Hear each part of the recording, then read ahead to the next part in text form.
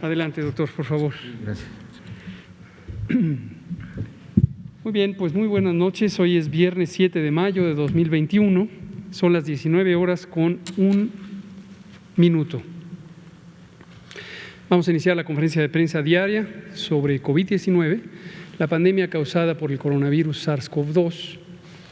Hoy, como hacemos una o dos veces a la semana, tenemos una sesión que nos da mucho gusto. Y nos da mucho gusto porque tenemos el privilegio de que nos acompañe un secretario de salud de una entidad federativa. En este caso, nuestro querido y respetado amigo, el doctor Roberto Ramos Alor, quien es el secretario de Salud de Veracruz y director general de los servicios estatales de Veracruz, de salud de Veracruz. El doctor Ramos Alor es neumólogo, pediatra y ha estado al frente de la Secretaría de Salud de Veracruz desde que inició el periodo de gobierno del gobernador Cuitláhuac García, quien también le mandamos un saludo a nuestro querido amigo gobernador Cuitláhuac García. Y hoy nos va a compartir en el segmento temático correspondiente, inmediatamente después de la presentación del panorama epidemiológico, del semáforo, hoy es viernes de semáforo, y de la situación de las vacunas, tendremos la oportunidad de escuchar al doctor Ramos Alor, quien estará hablando de la experiencia veracruzana del manejo de la epidemia. Hemos tenido en general una apreciación muy positiva sobre lo que se hace en Veracruz, cómo se maneja de manera muy organizada la vigilancia epidemiológica, la promoción de la salud, la atención médica, cómo se hizo de manera muy eficiente la expansión y la reconversión hospitalarias, cómo se ha pegado muy claramente el gobierno del Estado en los ritmos del semáforo de riesgo COVID. Y las consecuencias están a la vista, son muy positivas. Veracruz fue el tercer estado en pasar a semáforo verde y lo ha mantenido en ese estado, en esa condición de semáforo verde. El semáforo verde, desde luego, todo el mundo está familiarizado, que significa bajo riesgo, baja transmisión, baja actividad epidémica. Y eso solo puede ser consecuencia de un trabajo coordinado, de un trabajo efectivo, y por eso nos da mucho gusto que hoy podamos escuchar cuáles son las actividades y las modalidades del trabajo en Veracruz. Muy bienvenido, doctor Ramos Alor. Muchísimas gracias, doctor Hugo López-Gatell. Muchas gracias, doctor. Muchas gracias. Gracias. Muchísimas gracias, medios de comunicación. Muchas gracias por su presencia.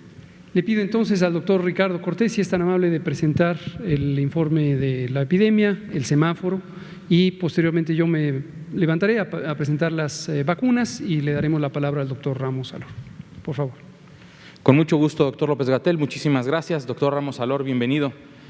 Bienvenido a esta su casa.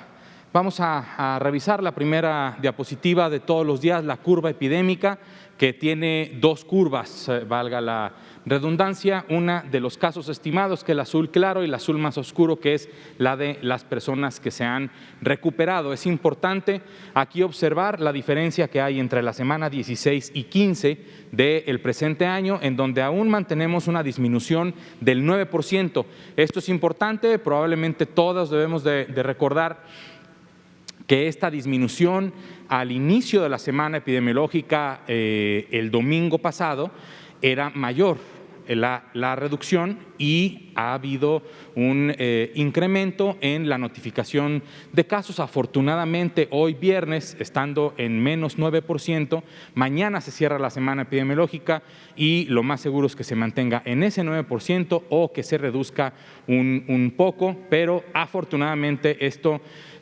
no mostrará un incremento, sino que continuamos con una curva epidémica en descenso. Actualmente contamos con un total de 2.548.676 personas que se estima tengan o hayan tenido la infección por el virus SARS-CoV-2, de las cuales poco menos del 1%, que son 21.706 personas, son las que representan la epidemia activa, son las que al momento tienen su infección activa de acuerdo a los análisis de la Dirección General de Epidemiología. Desafortunadamente, 218,657 personas han perdido la vida en nuestro país y han tenido un resultado positivo al virus SARS-CoV-2, o a través del proceso de dictaminación se ha tomado estas defunciones que no han tenido un resultado positivo, que a lo mejor no se les tomó una muestra por la forma en que haya llegado a recibir atención hospitalaria, pero que por la presentación de las características o inclusive alguna asociación epidemiológica entre algún caso positivo y la persona que desafortunadamente pierde la vida, se dictamina que es una defunción positiva al virus SARS-CoV-2. Hay que recordar que, como muchos otros países, en México tenemos un grupo interinstitucional de análisis del exceso de mortalidad, y este exceso de mortalidad es superior a el total de defunciones que hemos tenido, pero que son de múltiples, de todas las causas, y por lo tanto tenemos este informe quincenal sobre el exceso de mortalidad, que se puede descargar desde el sitio coronavirus.gov.mx y que es de mucha utilidad para obtener la información correcta y precisa para poder hacer este análisis y toma de decisiones. Finalmente, pues me parece que la mejor noticia, ¿no?, es que ya más de 9 millones de personas, de hecho 9,92,249 personas en nuestro país tienen un esquema completo de vacunación contra el virus SARS-CoV-2. 9,92,249 personas en nuestro país ya tienen su esquema completo, están protegidas contra este virus SARS-CoV-2. Conforme vayamos incrementando este número y por lo tanto incrementando la cobertura de vacunación de las personas que se pueden vacunar, podremos ir avanzando también en el control de la epidemia con todas las medidas básicas de prevención, como el lavado frecuente de manos, el uso de barreras como el cubreboca, el cuidado de nuestra salud y el uso o la asistencia a espacios que estén ventilados correctamente. La siguiente, por favor.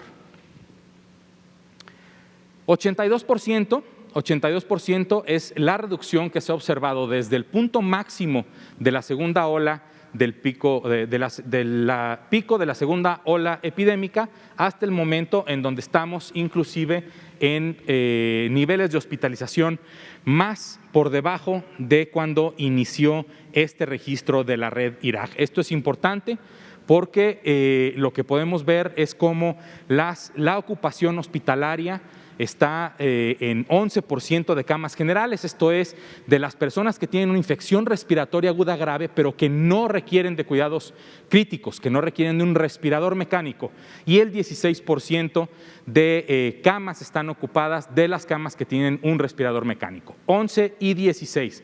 Esto es muy importante porque esto quiere decir que tenemos una disponibilidad hospitalaria sumamente amplia y que esto es en lo que se traduce el control de la epidemia, la reducción en los indicadores del semáforo de riesgo epidémico. Y hablando del semáforo de riesgo epidémico, este es el resultado de la estimación al momento, que ya se ha entregado a todas las entidades federativas, a todas las personas titulares de los gobiernos de los estados. Tenemos 3 estados en naranja, en el nivel alto de riesgo, ninguno en el nivel máximo, no hay rojos ahorita, hay 3 en el nivel alto, que son Chihuahua, Tabasco y Quintana Roo. Tenemos 15 en nivel amarillo, este nivel de riesgo epidémico representado por la esperanza de regresar a una nueva normalidad. Este amarillo incluye la zona metropolitana de la Ciudad de México y todo el Estado de México. Tenemos 14 entidades federativas, como lo comentó el doctor López-Gatell, incluyendo al hermoso y muy grande estado de Veracruz. 14 entidades federativas están en nivel verde, es el nivel más bajo de riesgo. Siempre hay que recordar, nivel bajo de riesgo no es 0.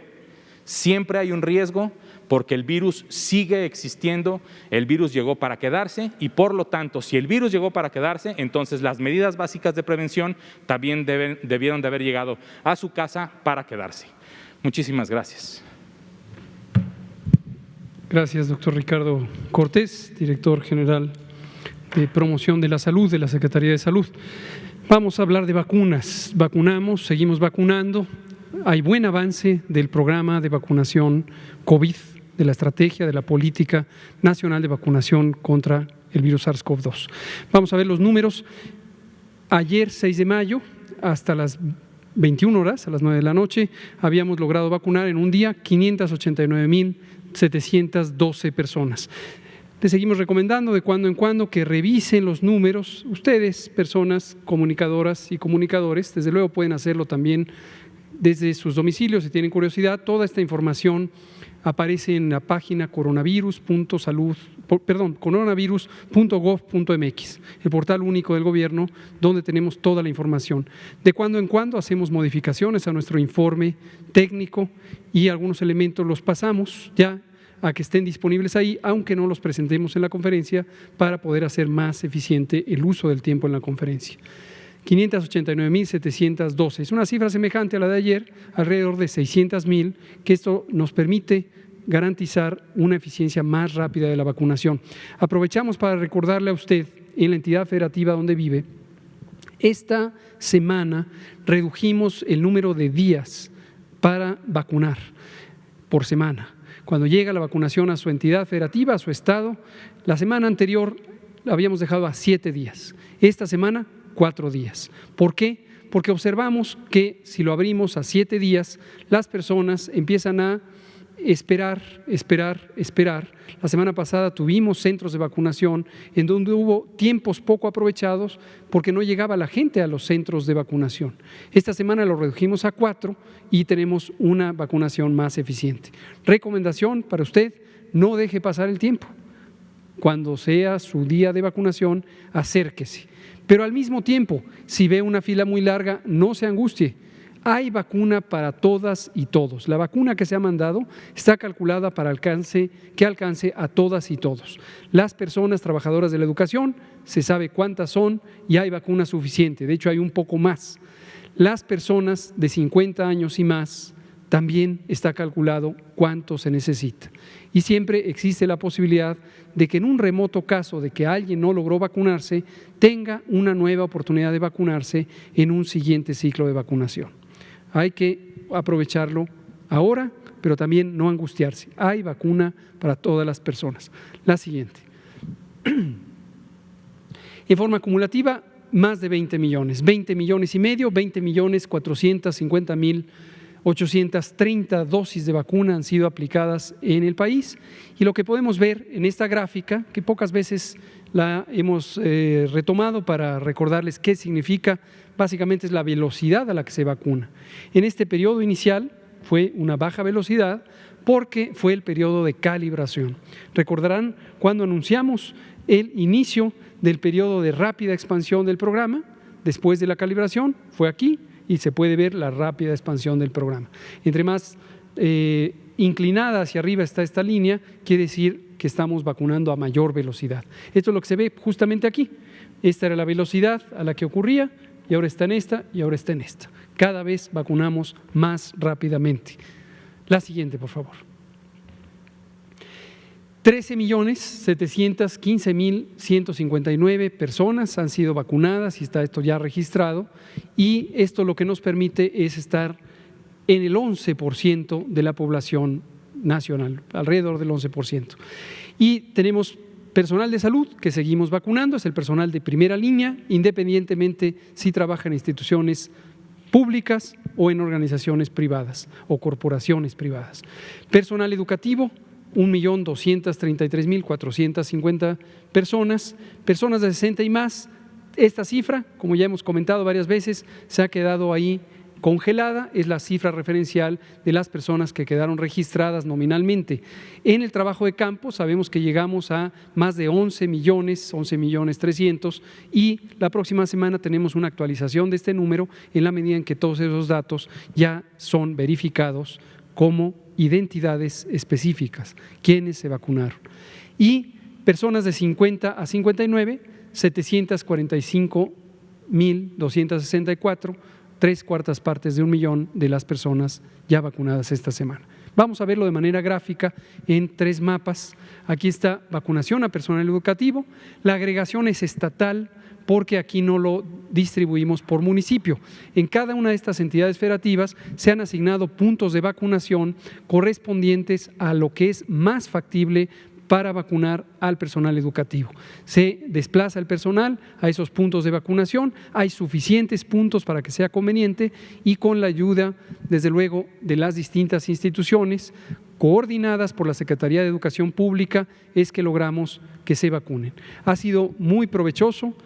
En una semana se logra cada una de las entidades federativas que han sido designadas. Veracruz, aquí el estado de nuestro invitado, el doctor Ramos Alor, fue una de las entidades que se vacunó en la primera instancia. Y no obstante su complejidad geográfica y su amplio territorio, logró vacunar a todo su personal educativo. De modo que tenemos 11 entidades federativas, ya agregamos Campeche, que había sido omitido en el mapa que presentamos hace unos días, ya está Campeche, que fue la primera entidad federativa en vacunar a sus maestros y maestras y demás personal educativo. En este momento hay 6 activos: Morelos, Michoacán, Colima, Guanajuato, San Luis Potosí y Durango están en este momento activos. Vean ustedes que Jalisco y Nuevo León ya concluyeron, de modo que nos quedan solamente 15 entidades federativas que estarán programadas para la siguiente semana y una más. Llegando alrededor del 20 de mayo habremos terminado de vacunar a estas personas que trabajan en la educación. La siguiente. El otro bloque es el de 60 y más. Aquí está la distribución territorial de lo que hemos comentado y tenemos 1,800 municipios que están concluidos, 116 que permanecen activos. Recordar que también están las segundas dosis. Aquí estamos poniendo primera y segunda dosis. Hasta que terminemos las 2 dosis, consideramos que ya está completamente terminado el trabajo y hay 84 que están en este momento programados. 14 recordarán que son en municipios que de manera autónoma decidieron no vacunarse, están mayormente en el estado de Chiapas y 2 en el estado de Oaxaca. La siguiente. Primeras dosis en personas de 50 a 59, es en lo que estamos ahorita. Recientemente empezó la vacunación, esta misma semana. Esta es la fase 2, la etapa 2 del plan y tenemos 9 concluidos, 96 activos, 66 programados y 2,299 que están en estado de pendiente. La siguiente. Hoy se liberó por parte de COFEPRIS 470,490 dosis de la vacuna con Videcia de la empresa china CanSino, que se envasa aquí en México. Y esto ya nos permite enviarla a las entidades federativas para la vacunación del personal educativo que arranca la siguiente semana, tercera semana consecutiva. La siguiente, por favor. Vemos la distribución de lo que hemos recibido hasta el momento, actualizada ya con esas dosis, 27,093,685 desde el 23 de diciembre, cuando recibimos el primer embarque. Cada una de las vacunas está identificada aquí en las cantidades recibidas. La siguiente, por favor. Y aquí el calendario de distribución, hacemos la aclaración porque notarán la diferencia, esta cifra es menor a la que hemos venido presentando. ¿Cuál es la razón? Uno de los lotes no fue todavía liberado, le falta terminar el ciclo técnico de algunas de las pruebas y no fue liberado. Esto lo comunicamos con absoluta claridad, también para destacar la importancia de la regulación sanitaria. Aunque necesitamos vacunas, en ninguna situación COFEPRIS va a ser complaciente o inexacta en su cumplimiento de su responsabilidad. Toda vacuna sale para ser usada en la población exclusivamente cuando se demuestra en todos los casos su seguridad y ya ha sido previamente demostrada su eficacia. Para las pruebas de liberación son 15 pruebas que todas las vacunas reciben, algunas por su composición química podrían tener algunas pruebas adicionales y si no pasan esas 15 pruebas o las adicionales no salen para uso. sencillamente no salen. En este caso, no es que se hayan encontrado en mal estado, sencillamente no se terminó el proceso técnico. Hay algunos procesos que se instalan y requieren ciertas reacciones biológicas o químicas y es necesario esperar a que concluya ese ciclo. Y se queda retenido y en los próximos pocos días ya COFEPRIS nos dirá si se libera y en dónde lo usaremos, ya lo comentaremos, en dónde lo usaremos. Es posible que el calendario que originalmente teníamos contemplado tengamos que hacer ajustes y alguna entidad federativa se posponga posiblemente para la siguiente semana. Esto es para la vacunación a personal educativo, es la vacuna CanSino. Las demás vacunas que se están usando para 50 a 59 son las mismas, Pfizer, AstraZeneca, en este momento Sputnik y también la vacuna Sinovac. Y este embarque, lo comentábamos ayer, de 1 millón de dosis, es principalmente las segundas dosis de las personas que recibieron la vacuna Sinovac. Y el último es un recordatorio, hay un número de consulta 55 36 84 0370, 55 36 84 0370 para hacer cualquier consulta, pregunta, solicitud de información sobre vacunas COVID.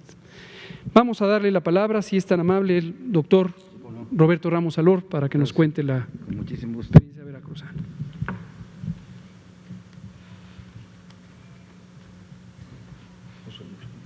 Sí, por favor.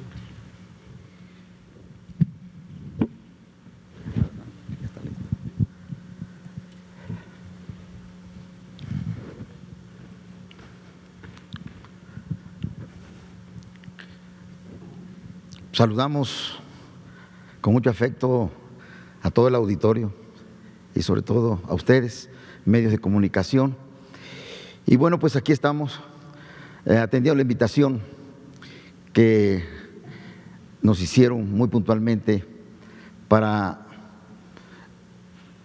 comentar con ustedes de la experiencia y de cómo hemos afrontado la pandemia de este virus letal que tanto daño ha hecho al país.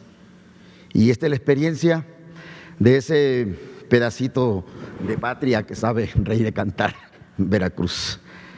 Y nos preguntamos, ¿qué ha hecho Veracruz? ¿Cómo ha enfrentado Veracruz a la pandemia? Un estado complejo en su orografía, en su territorio extenso, en su densidad de población de 8,5 millones de habitantes, y enfrentarnos de manera frontal y directa al problema. Miren ustedes, quise resumir en una curva que le llamamos histórica de Veracruz, donde ahí interpretamos toda esta evolución en la línea del tiempo que ha tenido COVID en territorio veracruzano. Y vean ustedes algo interesante que podemos extraer de esta curva. Primero, bueno, pues en las ordenadas ven ustedes el tiempo, en las abscisas el número de infectados y una curva sui generis que se correlaciona con el momento en que llega el virus a Veracruz, en el tiempo de la importación, el momento en el que se presenta la dispersión comunitaria y finalmente ya el fenómeno epidemiológico epidémico. Y quiero comentarles porque esta curva, si ustedes la ven, no presenta fenómenos bruscos con vértices muy agudos que presentaría otro tipo de curvas que le mostraré un ejemplo adelante. Esto es precisamente una curva aplanada en Veracruz y no es accidental. Desde el momento en que aparece la primera neumonía en Wuhan y que la comunidad internacional nos informa que hay un virus nuevo en la República de China, en ese momento Veracruz prende sus focos rojos e iniciamos un trabajo preventivo de contención. Y así iniciamos constituyéndonos en el Comité Técnico en Salud, integrado por gente de ciencia de la Secretaría de Salud, epidemiólogos, sanitaristas, doctores en ciencias, especialistas en biología molecular, que entendía muy bien este proceso en cuanto a su etiopatogenia del coronavirus como enfermedad. Y así, firmemente, nos coordinamos con la Federación, siguiendo las pautas, porque estábamos convencidos, y hoy lo comprobamos como tesis, que así era el comportamiento epidemiológico del virus y así era la ruta a seguir en este país. Y en Veracruz lo hicimos propio, pero también lo matizamos con la experiencia y el comportamiento del virus veracruzano. E instalamos también un vínculo de comunicación entre medios de comunicación, entre pueblo, para informarles a partir de esta información de cómo iba llegando, cómo iba acumulándose la información científica sobre el virus y la enfermedad. Y eso lo transmitíamos todos los días, lloviera, tronara o relampagueara, estábamos ahí informándole a nuestro pueblo el pulso de la pandemia. Y así nuestra gente se iba informando de información técnica, científica, veraz y de primera mano. Aparejado a esto, por supuesto que teníamos que iniciar con estrategias físicas, objetivas, directamente con la gente.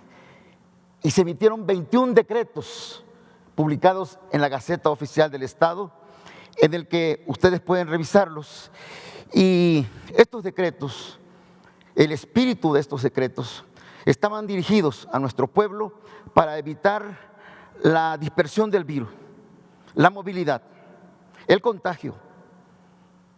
Y así cerramos los centros de los municipios más importantes donde percibíamos que estos fenómenos de contagio se estaban dando. Así cerramos estas áreas y por supuesto manteníamos el vínculo a través del Comité de Salud Veracruzano, que incluye a todos los municipios del estado, 212, de igual manera, en estrecha comunicación con los cabildos, con los presidentes municipales y por supuesto con las comunidades de los municipios. Y quiero decirles aquí que efectivamente todas estas son las acciones que Veracruz hizo. Pero lo que llama la atención de aquí, a lo que yo quiero también extraer de esta gráfica, es que es una curva muy sui generis, plana, o tendencia a lo plano. Y este fenómeno nos permitió planear estratégicamente, diseñar, organizarnos, coordinarnos para enfrentar el virus de una manera sistematizada. Y así iniciamos las estrategias que dictaban los decretos y que la propia pandemia nos los iba diciendo. La siguiente, por favor. Hoy Veracruz, efectivamente, de acuerdo con el semáforo federal, es verde. Y vamos coincidiendo ya con la colorimetría estatal. Tiene un matiz veracruzano la interpretación del semáforo local, como justamente lo han dicho nuestras autoridades federales, que replanteamos en función de los indicadores estatales para poder ubicar también los colores. Porque hay municipios que no podemos pintarlos de verde en este momento, pero que vamos siguiendo el comportamiento de la dispersión viral. De manera que, como ven ustedes, esta nueva colorimetría, el semáforo verde, es un fenómeno epidemiológico esperado por nosotros los veracruzanos, porque necesitamos volver a la normalidad, porque necesitamos reactivar nuestra economía, porque necesitamos reactivar la actividad cultural y académica y científica de nuestro estado. Y esto, como ven, la gráfica anterior es lo que explica finalmente este color, porque además les aclaro, es el primer estado en pintarse de verde. Y alguien dirían ustedes, pero están otros. Sí, nada más que la densidad de población es misma. No comparamos un estado de 1,5 millones contra 8,5 millones que tiene nuestro territorio. La siguiente, por favor. Dentro de estas estrategias y ganándole el tiempo, cuando estaban apenas en la importación de virus, nosotros ya estábamos en la dispersión. Y cuando estábamos en la dispersión, ya estábamos nosotros en el fenómeno siguiente. Íbamos adelantándonos con nuestro trabajo estratégico. Y así percibíamos que el problema fundamental de esta pandemia era la mortalidad del virus y que había que enfrentarlos con espacios hospitalarios, con unidades de terapia intensivas equipadas, con un ejército de recursos humanos formados por médicos y enfermeras, con insumos, con medicamentos, con tecnología, con equipamientos y por supuesto con la educación y la difusión de la cultura de la prevención para nuestro pueblo. Y esto que ustedes ven aquí resulta interesante porque miren, este espacio que viéndolo parecería un flamante hospital con sus secciones privadas, con sus cubículos,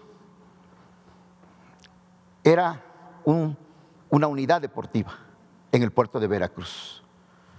Esto fue la reconversión. Los centros de atención médica expandida, que nos permitía a nosotros disponer de camas suficientes. Nos dimos a la tarea de integrar una red de hospitales COVID, desde Coatzacoalcos hasta Poza Rica. Igualmente para lograr tener los suficientes espacios. Y ahí quiero decirles a ustedes que no nos faltó ventiladores mecánicos, tubos endotraqueales, monitores, medicamentos. Todos fuimos programándolos y organizándolos en nuestras inversiones financieras.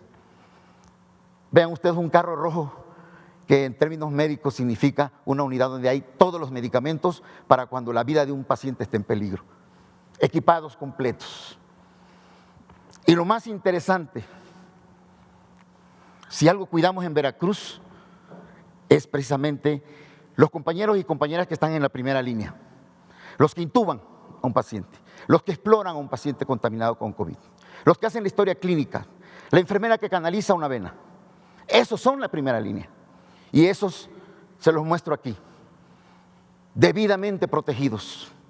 Personalmente el secretario anduvo revisando los hospitales que no permitíamos que un médico o una enfermera entrara a un área COVID sin este equipo reglamentario, con un protocolo estricto. Y eso, señoras, señores, familia mexicana, estos son los logros que fuimos obteniendo en Veracruz. La siguiente, si me regalan un poquito, por favor. Muchas gracias. Muchas gracias, doctor.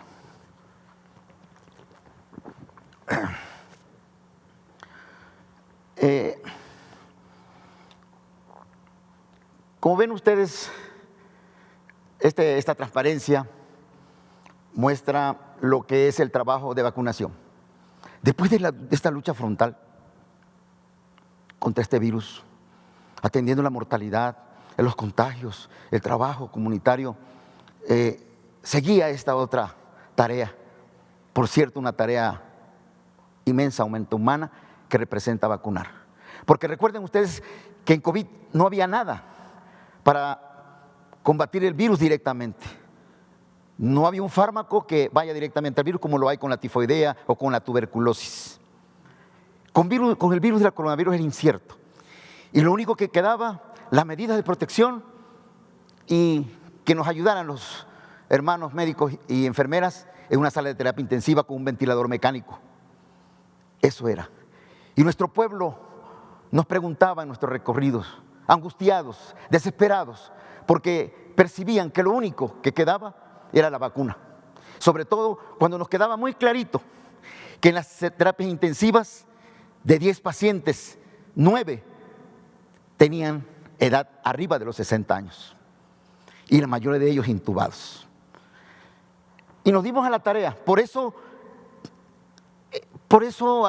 entendimos muy bien desde la federación que había que hacerlo organizado por grupos etarios, por grupos vulnerables. Y uno de los grupos más vulnerables, por supuesto, son los adultos mayores de nuestro país, a los que tantos amamos. Pero también eran vulnerables los médicos y las enfermeras, porque finalmente, ¿quién nos iba a atender en las terapias intensivas, en las salas de urgencias, en las salas de triage respiratorio? Más que los médicos. No nos equivocamos. No se equivocó la federación en programar de esa manera. Y seguimos con los maestros, nuestros queridos maestros veracruzanos. Hoy prácticamente están vacunados todos nuestros maestros. Y seguimos, 50, 60 y seguramente 40, 50. Esta es la tarea. Las imágenes son evidentes. Adultos mayores, nuestros abuelitos, nuestras abuelitas, nuestros equipos, los módulos de vacunación con todo el protocolo, sus equipos térmicos, todo, no faltó ni un insumo, todo lo teníamos. Y vacunas suficientes, por supuesto, en todo el territorio veracruzano. La siguiente.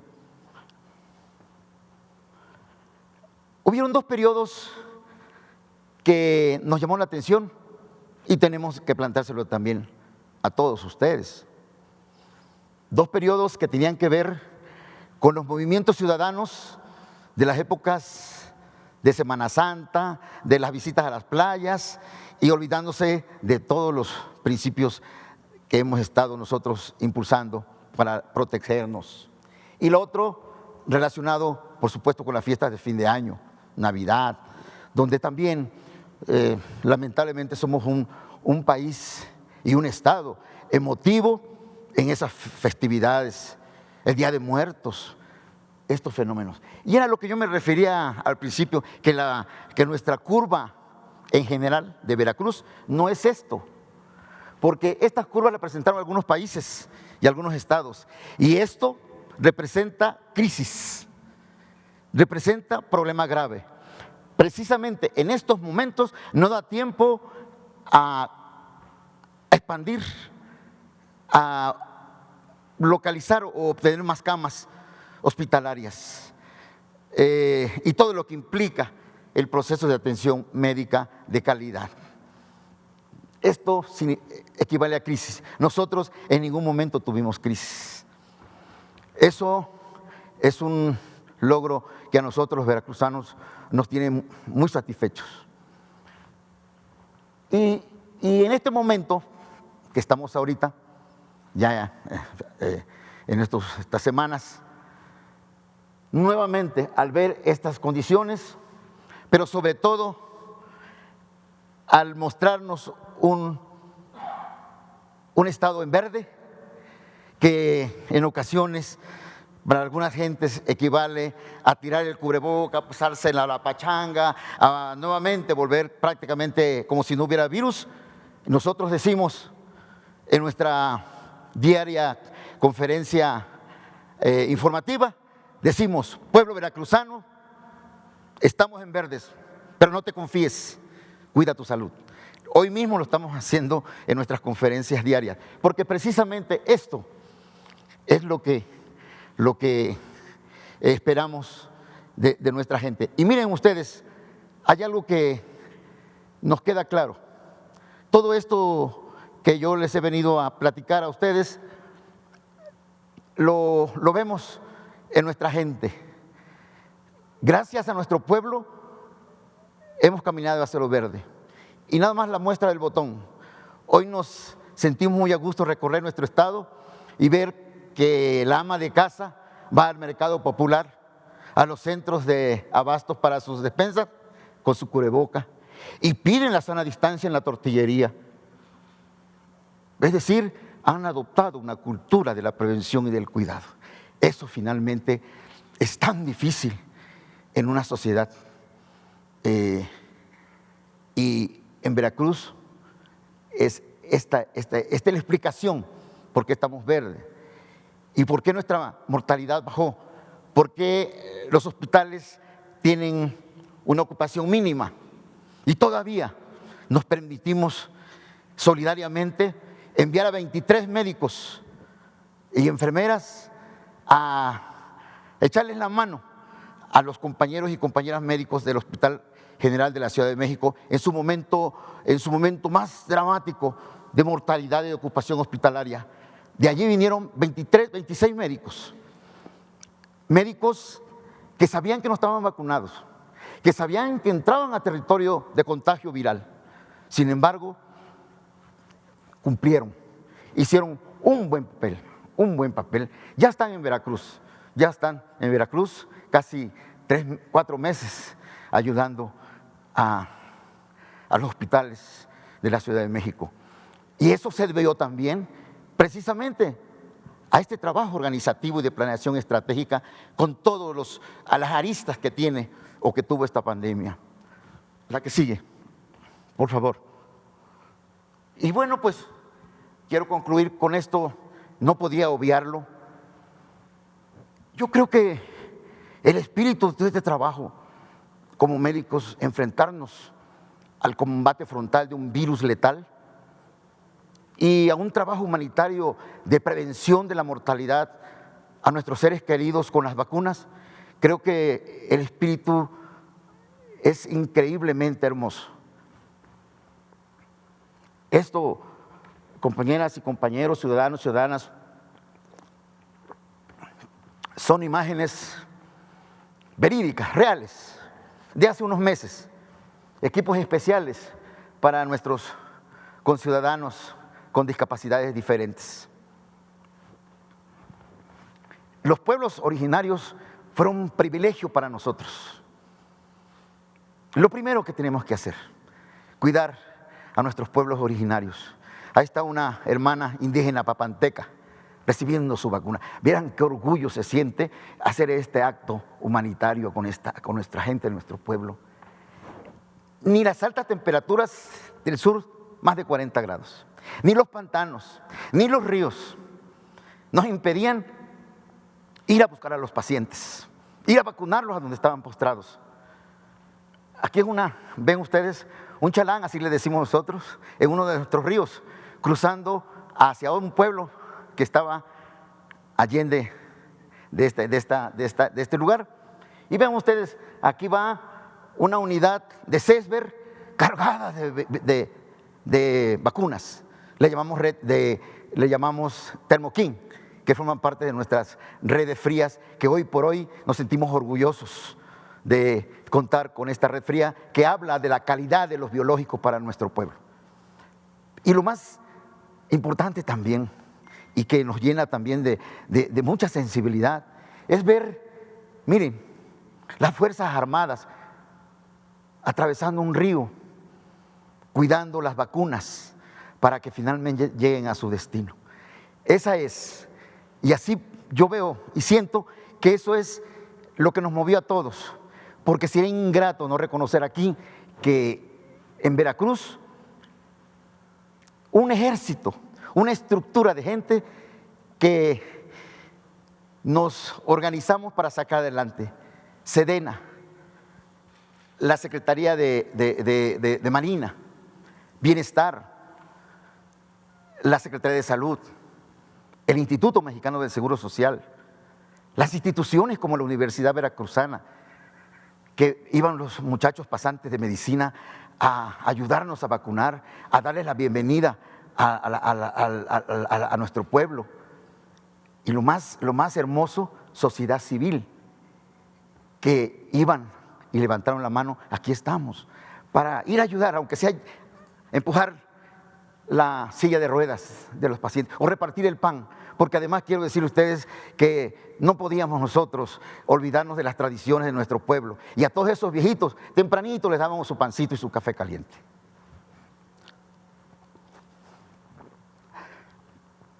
Pues yo creo que abusé un poquito más del tiempo, pero eso es Veracruz. Muchísimas gracias, doctor Roberto Ramos Alor, secretario de Salud del hermoso estado de Veracruz, por este relato. Estos relatos, como hemos estado comentando, lo que queremos es que se conozca la diversidad de las intervenciones estatales en el manejo de la epidemia de COVID-19 y también en este nuevo segmento de la vacunación. Y en cada entidad federativa hay muchísimos elementos de riqueza, muchísimas decisiones locales, muchísima aprendizaje que podemos tener para el manejo de la pandemia como mexicanas, como mexicanos, como gobiernos, como sociedad, como un Estado nacional para esta y las siguientes experiencias que indudablemente, como cualquier otro país, podemos tener en el manejo de epidemias.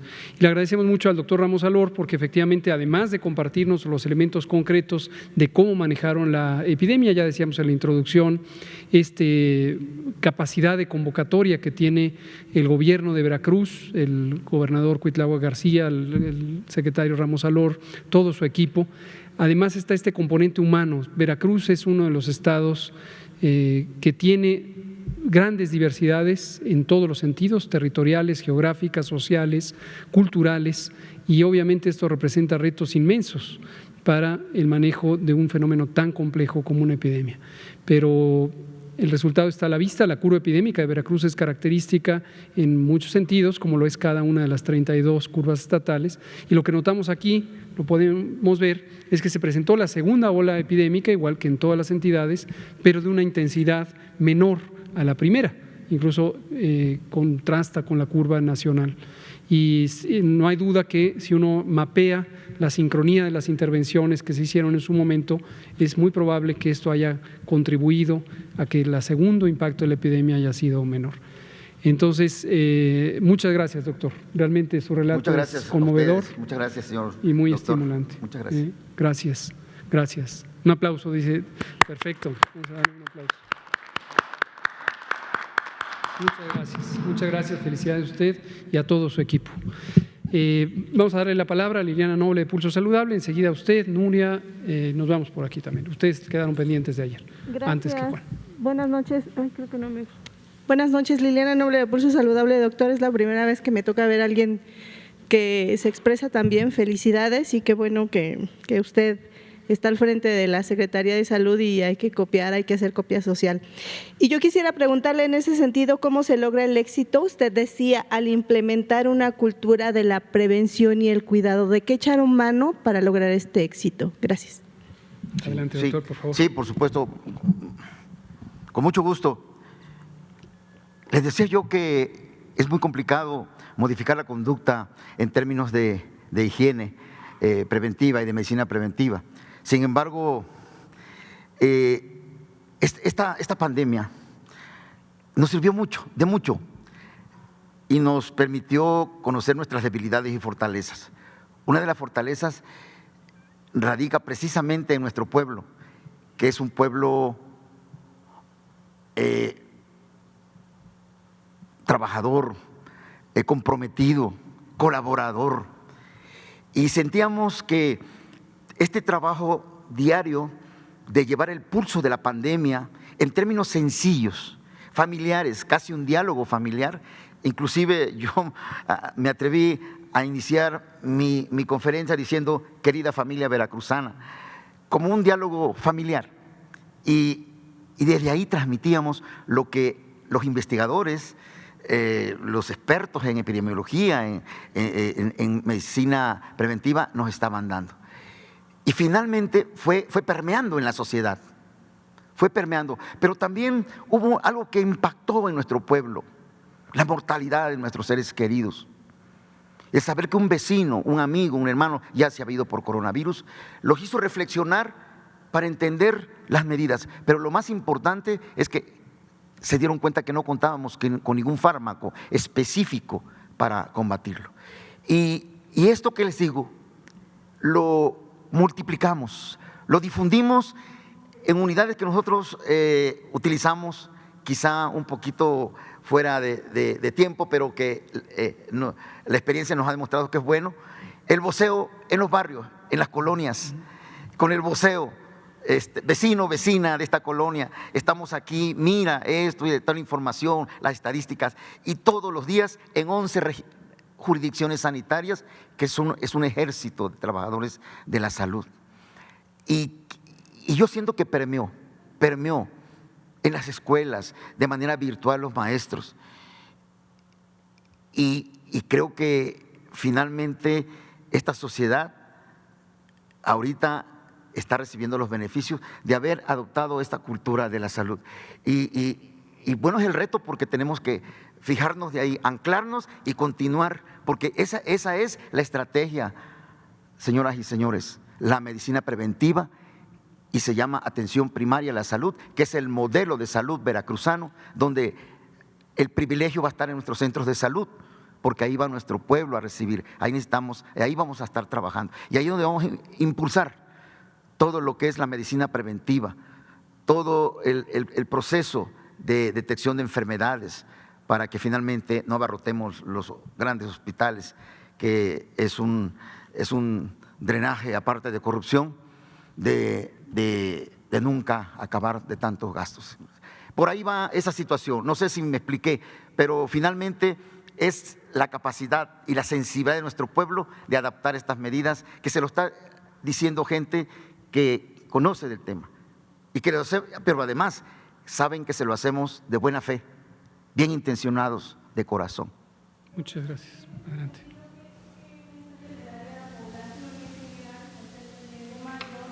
Una fecha muy importante para América Latina, pero también pudiera representar un riesgo de un rebrote en cualquier punto del país. ¿Qué le diría la gente? Claro, miren, primero recordar que si hay una fecha que los mexicanos y los veracruzanos más esperamos con muchas ansias, es el 10 de mayo. Yo creo que estamos de acuerdo. Y el mensaje es precisamente que continúen con las medidas de protección que durante todo este tiempo, de 380 conferencias hemos dado. Aquí precisamente nuestro estimado doctor Hugo López-Gatell lo ha dicho, y que ha impactado en la gente. No nos queda duda que lo van a adquirir. Pero al final yo decía en un decreto que fue iniciativa del señor gobernador, de decir, no te confíes, cuida tu salud. Y el no te confíes les penetra cuando saben de la mortalidad y de lo letal que es este virus. Por ahí yo entiendo, y es mi explicación, distinguida periodista. Gracias. Muchas gracias, doctor. Nuria Fernández de la Caracola, por favor. Bueno, hola a todos y a todas, y muchísimas gracias por la exposición realmente. Un día de esta semana estuvo presente una doctora del Instituto de Salud Pública por Zoom, estaba el doctor Ricardo Cortés, y un compañero del grupo Basta le hizo una pregunta. La pregunta era, ¿qué puede aportar la experiencia de este país al mundo en términos del tratamiento del COVID? Y ella respondió que dos cosas: la participación ciudadana y la coordinación interinstitucional. Sin embargo, yo hoy creo que es un día, hemos pasado días muy difíciles y creo que hoy hay un momento de celebración, porque el hecho de que la ciudad pase a amarillo para nosotros es muy importante y el hecho de ver el mapa así es también importante. Entonces, aunque tenemos que seguir haciendo todo lo que estamos haciendo, es muy importante tener este respiro de celebración. Entonces, en ese sentido, la pregunta que quiero hacer son dos, pero la primera es que yo creo que hay que añadir algo más a lo que dijo la doctora del Instituto de Salud Pública, y es que ha habido un tratamiento eficiente dentro de lo que se pueda de la epidemia. En este momento en el mundo hay una situación gravísima, casi 800 y tantos mil casos diarios, y nosotros podemos decir aquí se ha vacunado correctamente y se está avanzando. Y creo que hay que hacer un reconocimiento en ese sentido al equipo que lo está haciendo, porque solo ha habido ataques, cuestionamientos, mucha confusión, y creo que hay que hacer este reconocimiento. Y dentro de esto, la pregunta, todo lo que se ha hecho sienta las bases para un nuevo sistema de salud. Y ese nuevo sistema de salud, ya lo dice el doctor Alor, lo han dicho ustedes muchas veces, va a basarse en la atención primaria para la salud. Pero así como inventaron el semáforo y a su sana distancia y muchas cosas que eran muy claras para la población, creo que es importante en la atención primaria para la salud saber de qué célula vamos a partir. La célula es una clínica de medicina familiar, es una brigada de atención comunitaria, es un médico que está en el campo con enfermeras y enfermeros y médicas. ¿Cuál es la célula de la atención primaria para la salud?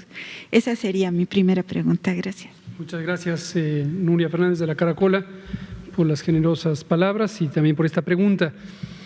La respuesta es todas las anteriores, pero efectivamente estamos una vez que hemos tenido la epidemia en su etapa más intensa durante 2020, hoy en 2021 pudimos retomar sobre el rumbo de la transformación del Sistema Nacional de Salud con el enfoque de atención primaria de la salud. En una frase, solamente para que quienes nos escuchan lo tengan presente, desde que empezó este gobierno, en el nivel federal y también en varias entidades federativas, definitivamente Veracruz es una de las más relevantes en este esfuerzo, definimos el modelo a seguir y el modelo se llama Atención Primaria de la Salud. Este es un modelo que desde hace 40 años se ha venido empujando en el mundo como el modelo más conveniente para lograr de la manera más eficiente, más sostenible y más cercana a la gente la provisión de servicios de salud preventivos, curativos, de rehabilitación, etcétera, servicios integrales, y por eso adoptamos ese modelo. Les recuerdo que en abril de 2019, cuando acabábamos de empezar, la Organización Mundial de la Salud decidió México para que fuera el punto de arranque de la presentación pública del informe, precisamente a 40 años de la conferencia de Alma Ata, que fue la conferencia en lo que hoy se llama Kazajstán, se estableció el consenso mundial sobre atención primaria de la salud. Y la razón por la que eligió México es precisamente porque identificó en México las mejores posibilidades en un país de este nivel de ingresos, de este tamaño, de esta complejidad, el momento de la transformación de un sistema. Entonces, en eso estamos. Hoy, definitivamente, no nos da demasiado tiempo para comentarlo, pero conforme vayamos avanzando algunos elementos concretos, vamos a invitar a todo el equipo que participa en ello. Está el INSABI, están las entidades federativas, está definitivamente el IMSS, el ISSSTE, Pemex, y vamos a comentar sobre cómo vamos en el avance de esta transformación. Desafortunadamente son las 8 de la noche, se acabó el tiempo y pues como son las conferencias de prensa solo tenemos una hora, pero el lunes nos vemos o mañana y pasado. Recordar que a partir de la semana previa, sábado y domingo son conferencias virtuales y cabe un mayor número de reporteras y reporteros, los que ya no les gusta venir aquí, pero que están en sus casas prestando atención, y lo sabemos porque escriben notas todos los días, pero si no, en persona nos vemos el lunes. Le agradecemos nuevamente al doctor Roberto Ramos Alor, secretario de Salud de Veracruz, a todo su equipo, al gobernador Cuitlahua García, por esta presentación. Muchas gracias, doctor. Gracias, señor doctor. Gracias. Muchas gracias. Gracias.